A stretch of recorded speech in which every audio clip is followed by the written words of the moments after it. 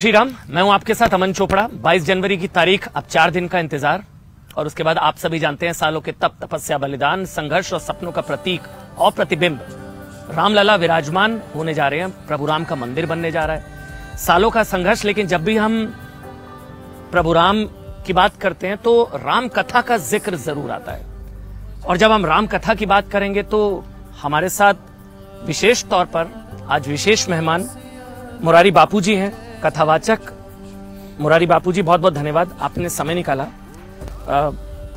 सवाल तो आपसे मैं नहीं पूछ सकता हूं कुछ, क्योंकि आपसे तो सब सीखा है जितना भी। बस आपके मन की भावनाएं आज पूरा देश जानना चाह रहा है, क्योंकि पूरा जो संघर्ष रहा 500 वर्षों का, कानूनी लड़ाई, आखिरकार 4 दिन बाद रामलला विराजमान होने जा रहे भव्य राम मंदिर। तो मुरारी बापू के मन में क्या है इस पूरे प्रकरण को लेकर? बापू देखो, भगवान राम का वनवास हुआ तो ये अवधि तो केवल 14 साल की थी और 14 साल के बाद भगवान लौट आए। लेकिन ये अवधि तो बहुत बड़ी लंबी रही और इस कालखंड में हम सब जानते हैं कि कितने कितने संघर्ष हुए, कितने लोगों ने बलिदान दिए। एक बहुत बड़ा वो हुआ। लेकिन अब इस भूतकाल में हम ज्यादा जाकर उसका गिला करें इससे। अब जो 22 तारीख का दिन आ रहा है उसका आनंद, उसका परमानंद लूटे, क्योंकि कोई बड़ी उपलब्धि बड़ी तपस्या के बाद आती है। बहुत बड़ी उपलब्धि बहुत कुर्बानी के बाद आती है। मुझे लगता है कि 500 साल की ये तपस्या, ये बड़ा त्याग, उसका फलस्वरूप ये राम मंदिर और 22 को रामलला का विराजना और उसके मूर्तियों में प्राण प्रतिष्ठा होना। कोई भी फल बिना ऐसे तो नहीं आता, लेकिन ये फल नहीं आ रहा है मेरी दृष्टि में। हम भारतीयों के लिए और पूरे संसार के लिए फल नहीं है, सुफल है।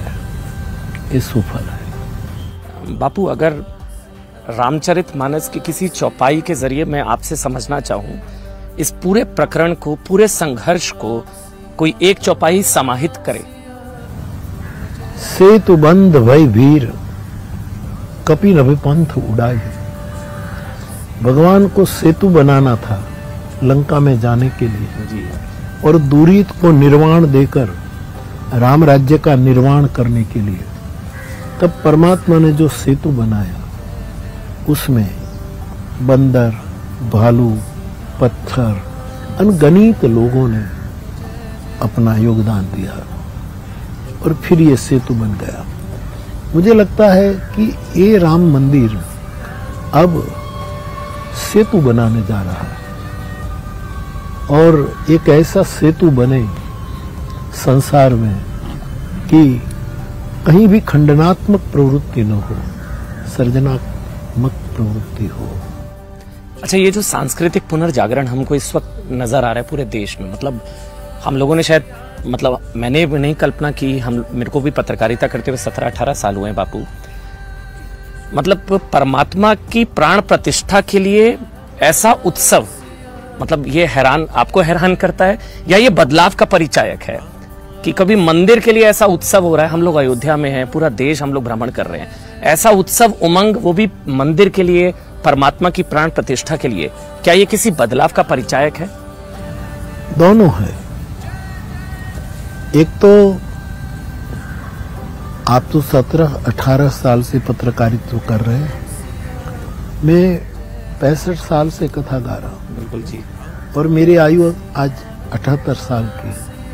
मैंने तो दुनिया में कोई मंदिर और उसके मूर्ति की प्राण प्रतिष्ठा में इतना आनंद, इतना उत्सव कभी नहीं, गर्व मैंने नहीं देखा है। और भविष्य में हो कि नहीं वो मुझे पता नहीं। तो एक तो ये, और ये केवल इसको धार्मिक दृष्टि से ही न देखा जाए। बिल्कुल, ये आध्यात्मिक माहौल है। धार्मिक दृष्टि से देखो तो कोई विशेष धर्म के लोग ही इसमें जुड़ेंगे, इसमें सब जुड़े हैं।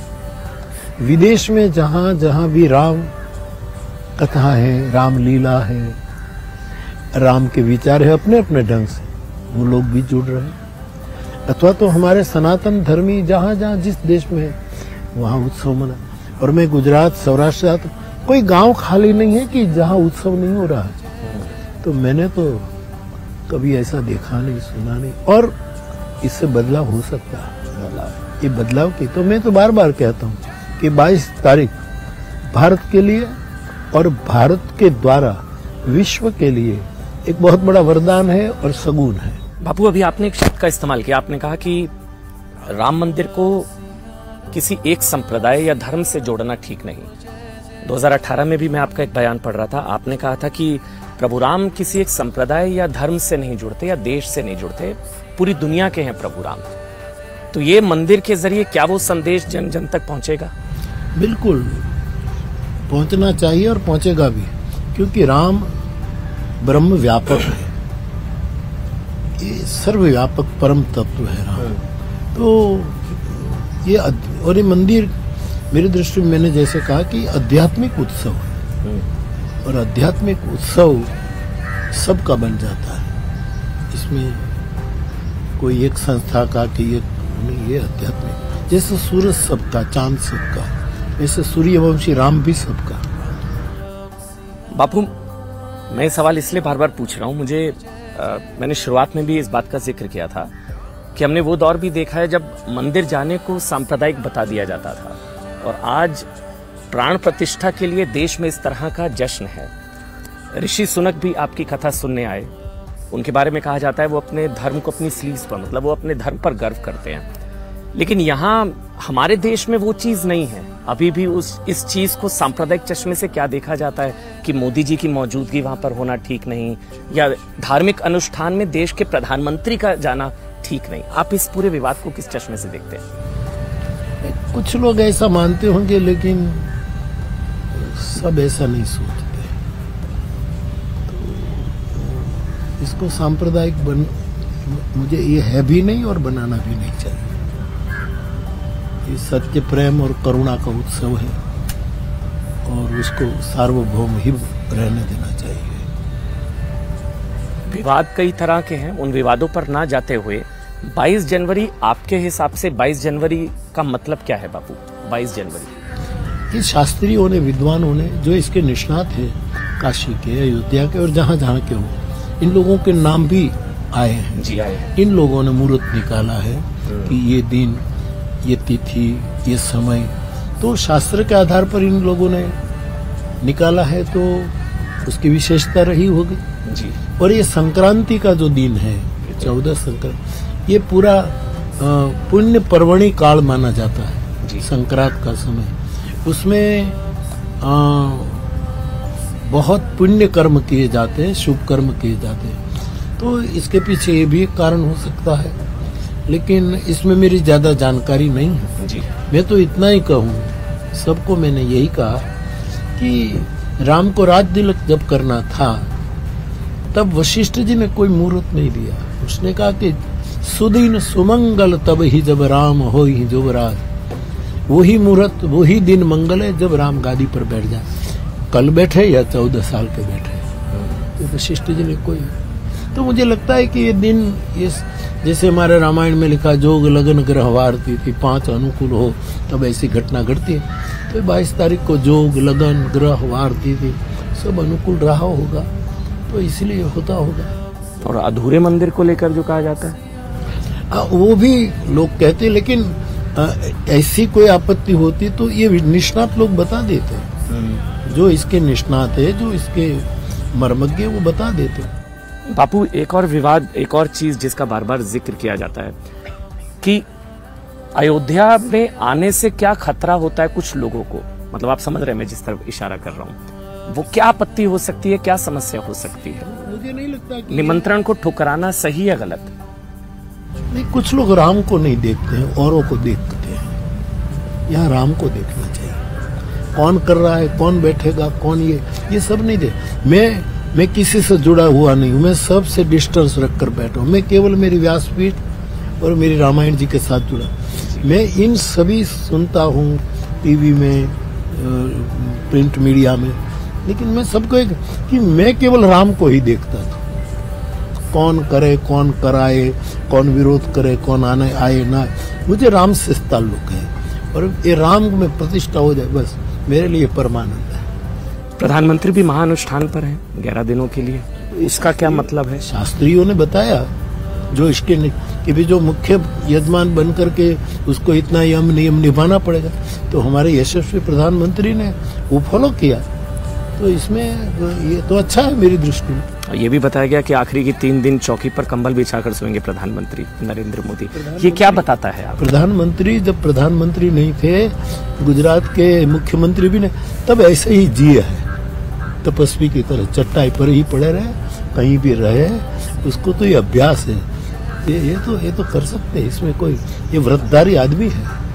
एक आखिरी सवाल बापू, जाते जाते तब पूरे देश के लिए आपके मन में 22 जनवरी, प्रभु राम मंदिर या रामलला विराजमान को लेकर क्या भाव है? एक आखिरी सवाल। मुझे परमानंद है, परमानंद है, बहुत आनंद है। शायद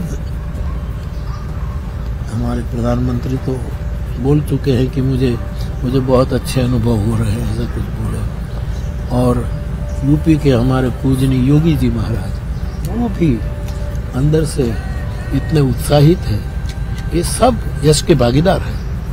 और मैं राम कथा के गायक के नाते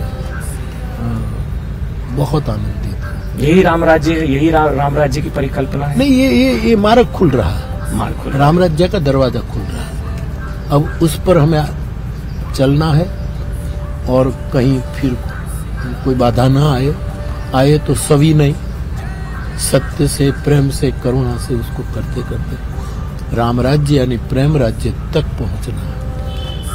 तो लोग सवाल उठाते कि मंदिर नहीं अस्पताल बना दिया जाना चाहिए था, पूरा देश मंदिर पर अटक गया। अस्पताल के लिए बहुत जमीन है और अस्पताल कम नहीं है, जगह का स्थान है, राम जन्म की भूमि का एक स्थान है, श्रद्धा का स्थान है, तो अस्पताल तो बनानी चाहिए। मैं भी कहूँ चलो बनानी चाहिए, लेकिन राम मंदिर बने इसमें आपत्ति क्यों? और जो कहे अस्पताल बनानी चाहिए वो अस्पताल बनाए अगल बगल में, कौन आपत्ति करता? मुझे बुलाएंगे तो मैं जाऊंगा अस्पताल के उद्घाटन में। बहुत बहुत धन्यवाद मुरारी बापू जी, आपने समय निकाला, बहुत बहुत धन्यवाद। आपके श्रोता और दर्शकों के लिए 22 तारीख की मेरी ओर से बहुत बहुत शुभकामनाएं, बहुत बहुत दुआएं, सब खुश रहे। प्रणाम, जय श्री राम। जय श्री राम।